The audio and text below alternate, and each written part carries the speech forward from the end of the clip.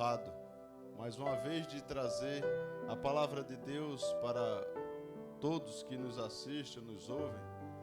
E Deus me deu uma palavra nesses dias, eu estava refletindo sobre a condição do crente hoje em dia. Seja ele o crente aquele que é mais antigo ou recém-convertido, mas que eu tenho pensado bastante, irmão George, irmão Irã, irmã Leila, sobre o povoamento que as igrejas deste século têm, o que tem acontecido. Muitos são aqueles que têm aceitado a Jesus, muitos são aqueles que têm adentrado a igreja denominada evangélicas, e nós temos visto aí na mídia igrejas lotadas, pessoas em busca realmente sedentas pela palavra de Deus, mas assim como muitos têm aceitado esse Deus todo-poderoso, esse Deus maravilhoso, como único e suficiente Salvador, também temos visto também muitos desgarrados, muitos que estão se afastando dos caminhos do Senhor. E o que é que nós temos feito para que isso mude? O que é que eu tenho feito? O que é que você tem feito? O que é que os pastores têm feito? Será que não temos nos preocupado somente em arrebanhar, somente em juntar, somente em fazer números? E muitas vezes nós vemos as igrejas inchadas. Isso é fato. Em quase todas as denominações nós temos visto isso, certo? Se você sentar no banco da sua igreja hoje, você vai olhar para o lado e vai ver que está faltando alguém que foi teu companheiro, alguém que esteve ao teu lado, alguém que caminhou com você e muitas vezes alguém que te evangelizou, alguém que levou a palavra e hoje está desgarrado aí. Alguns, irmã Leila, que tinham títulos, ou diáconos, ou presbíteros, ou líderes de mocidade, ou e outros. Se você avaliar de uma forma mais minuciosa, você vai ver que falta algo em nós para resgatar aqueles que já estão quase caindo no abismo. Eu gostaria de trazer uma palavra que se encontra lá em Lucas, capítulo 15, e nós iremos ler a partir do versículo 1. É um momento de reflexão. Talvez essa palavra de hoje não seja simplesmente para aqueles que não aceitaram a Jesus como Salvador, mas essa palavra de hoje é exatamente uma palavra que vai de encontro àqueles que conhecem a palavra, aqueles que já aceitaram. Essa palavra de hoje, possivelmente, a começar em mim, seja para pastores, presbíteros, ou simplesmente o irmão que está sentado no banco e muitas vezes foi chamado para trabalhar, irmã Leila, e que não está trabalhando. Então precisamos refletir sobre essa situação. O que é que estamos fazendo? Lucas capítulo 15, a partir do versículo 1, diz assim: E chegavam-se a ele todos os publicanos e pecadores para ouvir. Ele quem? Jesus. E murmuravam os fariseus e os escribas, dizendo: Este recebe pecadores e come com eles. Versículo 3 diz o seguinte: E ele lhe propôs esta parábola, dizendo: Que homem dentre vós, tendo 100 ovelhas, e perdendo uma delas, não deixa as 99 no deserto, e não vai após a perdida, até que venha achá-la? E achando-a, põe sobre os seus ombros, e contente. E chegando em casa, convoca os amigos e vizinhos, dizendo-lhe: Alegrai-vos comigo, porque já achei a minha ovelha que se havia perdido. Digo-vos que assim haverá mais alegria no céu por um pecador que se arrepende. Nós podemos ver no livro de Lucas algumas parábolas, e dentre elas nós podemos também, logo em seguida, ver a parábola do filho pródigo, da dracma perdida. E nós podemos também entender que nós, como servos de Deus, será que nós não estamos nos colocando na posição de juízes, na posição de julgadores? E quantos dentre nós, porque eu tenho 28 anos de evangelho, 28 anos que conheci a Jesus como único suficiente Salvador, E muitos daqueles que começaram a jornada comigo, hoje não estão mais seguindo o caminho da paz, o caminho da salvação. Porque nós podemos ver no capítulo 8 do livro de Lucas, sobre a parábola do semeador também, que é aquele semeador que saiu a semear e jogou, e algumas sementes caíram pelo caminho. Umas caíram em boa terra, é verdade, e frutificaram, nasceram, germinou, cresceu e deu frutos. Mas se nós formos ver pelo outro lado, nós temos que ver também algumas sementes que caíram no meio entre os espinhos e até quiseram nascer e quiseram crescer, mas foram sufocadas pelos problemas, foram sufocadas pelas dificuldades, foram sufocadas por várias situações que hoje é comum nós vermos. E o que é que nós estamos fazendo? Porque nós somos conhecidos como ceifeiros. Nós somos conhecidos como pessoas que semeiam a palavra. Então, o que é que nós estamos fazendo? Porque muitas vezes, irmão Leila, nós temos a oportunidade de retirar aqueles espinhos. Nós temos a oportunidade de tirar aquela semente que quer crescer e colocá-la em boa terra. E muitas vezes, quando uma dessas sementes se desgarra e vai para o mundo, nós nos colocamos na posição de julgadores e colocamos até apelidos. Crente Raimundo, um pé na igreja, outro no mundo, né? Muitas vezes nós nos reunimos para falarmos e criticarmos e fazermos fofoca da vida daquele irmão que se desgarrou. E muitas vezes aquele irmão Jorge, está precisando simplesmente de um abraço. Quantas e quantas vezes eu cheguei na igreja e fui recebido por um abraço por alguém, e isso foi tão valoroso. Não sei se ele está me ouvindo, eu passei uma fase muito difícil na minha vida, em algum tempo, e eu chegava ali na Igreja Batista da Convenção, recebido por um irmão chamado Pedro Sérgio, certo? E sempre ele me recebia com um abraço. Eu numa dificuldade tremenda espiritual, a minha situação estava difícil, e eu olhava para um lado e para o outro, eu ia para a igreja me arrastando, mas eu chegava lá e era recebido com um abraço e com um sorriso e um bem-vindo. E muitas vezes, irmão Leila, isso é muito valioso, isso é muito precioso, porque muitas vezes isso não significa nada para quem está de pé, mas para quem está caído, um simples aperto de mão, um abraço sincero, um seja bem-vindo, um eu te amo, ou você tem valor. E será que nós não estamos simplesmente indo à igreja, sentando no banco e ouvindo um culto e não prestando um culto a Deus? Será que nós não estamos nos desprendendo do nosso eu e buscando essas ovelhas que estão perdidas, estão se desgarrando? Será que nós não estamos preocupados com as 99 que ficaram no aprisco, esquecendo daquela que está desgarrada? Isso não é só comigo, isso serve também para os pastores. Quantos pastores, irmão Leila, estão simplesmente cumprindo tabela e não fazendo o ide de Jesus? Porque essa parábola vai exatamente de encontro aos pastores que estão sim preocupados com as 99 que estão no aprisco. Mas o papel de um pastor é rebanhar, irmãos, é rebanhar, mas também cuidar das feridas, retirar os espinhos, zelar por elas, observar se essa ovelha realmente está crescendo de forma adequada. Nós podemos ver que quando o apóstolo Pedro fala sobre a ovelha ou crente que precisa tomar do leite espiritual, muitas vezes os pastores querem dar uma feijoada para o camarada, né? Imagina, você acabou de nascer no Evangelho, em vez de você ir recebendo o seu leite espiritual, muitos querem dar logo uma feijoada. Pega a tua criança recém-nascida, dá lá uma feijoada com rabada de porco, para ver se tu não mata ele no outro dia. Não é isso? Tem que ter o leite, tem que ter cuidado, tem que ter zelo. Outro dia eu ouvi e perguntei a uma determinada irmã, que não vale a pena citar, sobre a questão de uma visita. Ela disse assim: porque os crentes de hoje são muito manhosos. Mas não é não. Quem nunca teve uma depressão aqui não sabe o que é depressão. Diz que é manha, diz que é isso, diz que é aquilo. Mas existe também depressão espiritual, irmão Leila, certo? Assim como existe essa depressão, que é o mal do século de hoje em dia, existe o crente com depressão espiritual. E precisamos cuidar dessas pessoas.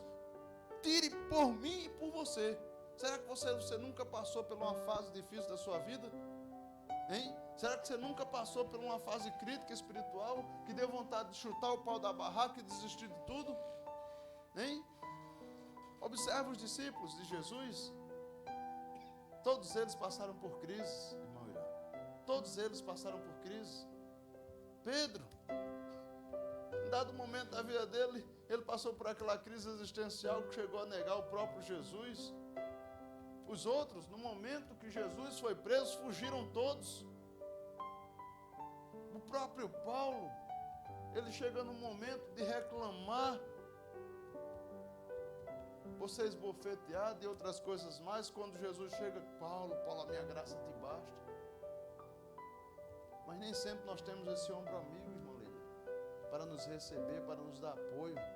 Porque muitas vezes nós que estamos entregando a palavra, nós que estamos incumbidos de dar a palavra, muitas vezes nós estamos necessitados. Quantos pastores aí estão desistindo do ministério porque as pessoas acham que eles são super-homens? Hein? Nem sempre o título de pastor sustenta essa pessoa no seu ministério. E muitas vezes o pastor está prezando uma palavra amiga também. Eu digo a você, ouvinte deste momento, chegue perto do seu pastor, seja amigo do seu pastor, mas também seja amigo do seu irmão, sem interesse algum. Nós precisamos refletir nesta palavra, nessa parábola. Se nós formos ver aqui a parábola do filho pródigo, quando o rapaz ele foi embora e gastou tudo que tinha, a Bíblia diz dissolutamente, e quando ele não tinha mais nada, ele retornou para o pai e disse: pequei contra o céu e contra ti, e não sou digno de ser chamado teu filho. Imagine em que condição ele estava, porque antes ele desejava comer comida de porco. A Bíblia chama de bolotas, uma coisa bonita, um nome bonito, mas era resto de comida de porco mesmo, que ele estava desejando comer. O quanto a necessidade que ele estava. E muitas vezes, quantos estão nessa condição, mas ao retornar para casa, ao ser recebido pelo pai, o seu irmão, chateado, como é que pode? Eu, que sempre estive aqui, nunca mataste um cabrito para mim, e este outro, quando volta, tu mata logo um bezerro cevado. Mas se você analisar, quem era que estava perdido dos dois ali? Quem estava em casa ou quem estava no mundo? E muitas vezes, nós que estamos dentro da igreja, estamos igual aquele irmãozinho que criticou o seu pai ao receber o filho de volta. Estamos perdidos igualmente, porque simplesmente estamos pensando em nós mesmos, na nossa salvação. Serve para nossa reflexão, meu irmão. Olha para o irmão que está do teu lado. Será que ele não está se desgarrando? A Bíblia fala sobre atalaia, devemos ser atalaia, irmão Leila. Se tu vir, olha, o que é que a palavra de Deus diz? Se tu vir alguém caminhando para um abismo, e se tu de repente for lá avisar, olha, tu estás caindo no abismo, e essa pessoa for salva, amém. Mas se de repente essa pessoa continuar caminhando e cair nesse abismo, tu não terás culpa nenhuma. Mas se tu vires essa pessoa caminhar para um abismo e não falares nada, tu és culpado da morte desse irmão. Quando estamos falando dessa morte aqui, não é só simplesmente morte física, não. É morte espiritual. As igrejas estão inchadas, estão preocupados em crescimento de números. A Bíblia diz: crescei em espírito e em verdade. Precisamos ter essa consciência, que as igrejas não precisam somente de um oba-oba. Precisamos refletir nisso, irmãos. Isso é sério. Se você analisar, olhe para o teu lado, feche os olhos agora por 30 segundos e comece a pensar na sua igreja. Há 6 meses atrás, não vou muito longe não, 6 meses atrás, quantas pessoas que estavam lá e hoje não estão mais. Imagina onde é que essas pessoas estão. E se nós formos fazer uma retrospectiva maior aí, de alguns tempos atrás, quantos e quantos não caíram no mundão? Então que possamos ser igualmente esse homem que tinha 100 ovelhas. 100 ovelhas. Um número fechado. Mas sabe por que ele saiu, irmão, para buscar a que estava desgarrada?